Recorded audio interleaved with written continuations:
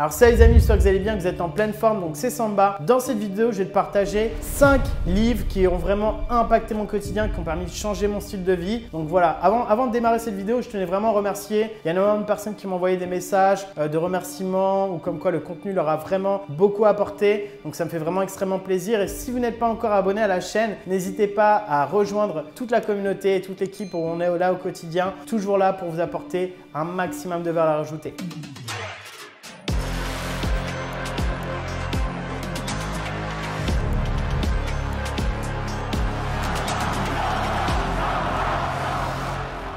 Donc dans cette vidéo, comme je l'ai dit, je parlais de 5 livres. Je vais les présenter un par un. Des livres qui ont vraiment eu un très gros impact pour moi et qui ont vraiment changé mon quotidien. Le premier livre, et c'est pour moi c'est le premier livre que j'ai découvert, donc je vais le mettre vraiment en premier, c'est simplement « Réfléchissez, devenez riche » de Napoleon Hill. Ce livre-là, ça donne vraiment des clés du succès pour avoir un maximum de réussite. Alors pour vous expliquer tout simplement, Napoleon Hill, c'est une personne qui a vraiment dédié sa vie au développement personnel. En fait, il a rencontré une personne qui était l'homme le plus riche à cette époque-là, donc c'était il y a une centaine d'années, qui s'appelle Andrew Carnegie. Et Andrew Carnegie lui a dit simplement à Napoleon Hill, « Je te donne un défi, est-ce que tu es prêt à consacrer tes 20 prochaines années pour quelque chose que tu n'aurais peut-être même jamais la reconnaissance ou l'argent, quoi que ce soit, mais un travail qui aura vraiment un gros impact sur le monde. » Et en fait, Andrew Carnegie a ouvert toute sa liste de contacts à simplement Napoleon Hill. Il lui a dit tu vas rencontrer Henry Ford, tu vas rencontrer Thomas Edison, tu vas rencontrer en fait toutes les personnes qui étaient les plus riches à cette époque-là dans différents domaines. Et quand je parle de riches, ce n'est pas que de richesse financière, mais c'est richesse également en termes d'impact, ça peut être richesse en termes de vie ou de valeur. Et il dédiait sa vie à les interviewer. Il a pu dans ce livre-là déceler les éléments et les succès qui font que une personne peut avoir de la réussite. Moi, par exemple, je donne quelques idées clés que j'ai pu apprendre dans ce livre qui m'a beaucoup apporté. C'est simplement l'idée déjà que la persévérance, c'est quelque chose de très important. Il y a l'histoire de Thomas Edison, mais je vous laisserai lire le livre si vous ne l'avez pas encore lu, si vous l'avez lu, c'est top. Mais Thomas Edison qui disait simplement qu'il a échoué plus de 10 000 fois avant de trouver la lampe à incandescence. Et Thomas Edison disait qu'il n'a pas échoué, mais qu'il a vraiment trouvé 10 000 façons différentes qui ne fonctionnaient pas, qui lui ont permis de trouver la bonne façon de pouvoir réaliser cet objectif. C'est vraiment une mine d'or d'informations à lire encore et encore et encore. Il y a des gens qui vont dire « Oh, j'ai déjà lu ce livre !» Les amis, même si vous avez déjà lu ce livre, et je vous vraiment le recommande, relisez les livres et ce type de livre, c'est à relire encore et encore. Donc si vous voulez avoir les vrais conseils, les bases pour avoir du succès dans votre vie au quotidien, et peu importe ce que vous définissez comme succès, je vous conseille vraiment Réfléchissez, devenez riche. Toujours dans la même catégorie de Napoleon Hill, un deuxième livre qui m'a beaucoup apporté et s'appelle simplement Le succès par la pensée constructive. C'est-à-dire en fait il explique dans ce livre, donc toujours par Napoleon Hill et Clement Stone, en fait il explique aujourd'hui que notre esprit fonctionne. Donc c'est comme si on avait simplement deux aimants. Un aimant négatif, donc c'est toutes les pensées négatives qu'on va pouvoir avoir, et un aimant positif, donc tout ce qu'on peut penser positivement. Et en fait, il explique comment transformer sa pensée, avoir un bon mindset pour aller chercher du succès. Ça pareil, franchement, ça a vraiment été une clé pour moi. Et je vous conseille vivement. Troisième clé, s'organiser pour réussir. Alors ce livre-là, moi qui étais désorganisé totalement auparavant, ce livre-là a vraiment beaucoup changé. Je l'ai écouté également pas mal de fois, surtout en audio. Encore une fois, quand je parle de livres, je parle de contenu.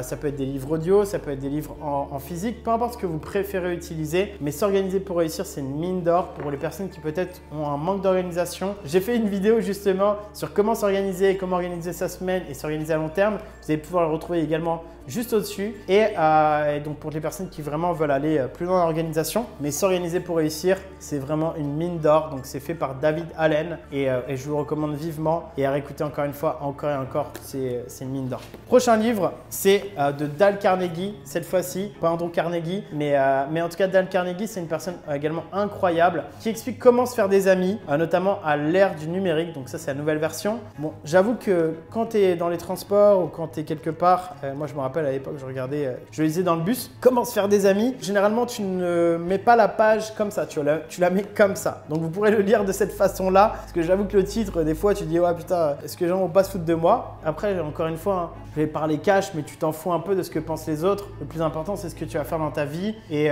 voilà. En fait, pour faire simple, ça va te donner des conseils sur comment pouvoir échanger avec les autres. On est à l'ère du numérique, on est à l'ère des réseaux sociaux, on est à l'ère de l'échange, on est à l'ère des contacts. Donc si si tu ne sais pas comment te comporter vis-à-vis des autres personnes, par exemple, l'un des premiers éléments, l'une des premières idées, c'est que j'ai retenu et que vous pouvez utiliser, c'est on n'attrape pas les mouches avec du vinaigre. Ça veut dire quoi? Comment tu veux te faire ami avec quelqu'un d'autre si tu partages ton idée en étant « Oh, je suis pas d'accord avec ce que tu dis » et en ne respectant pas du tout l'idée ou en n'appréciant pas le partage d'une autre personne, et bah du coup ça va pas forcément fonctionner. Autre exemple qu'il a donné que j'ai vraiment kiffé et je l'ai utilisé également pas mal de fois, les gens aiment bien parler d'eux-mêmes. Des fois, on a tout le temps envie de parler de soi. C'est-à-dire que tu veux te faire un ami, tu veux te mettre en avant, tu veux parler de moi, je.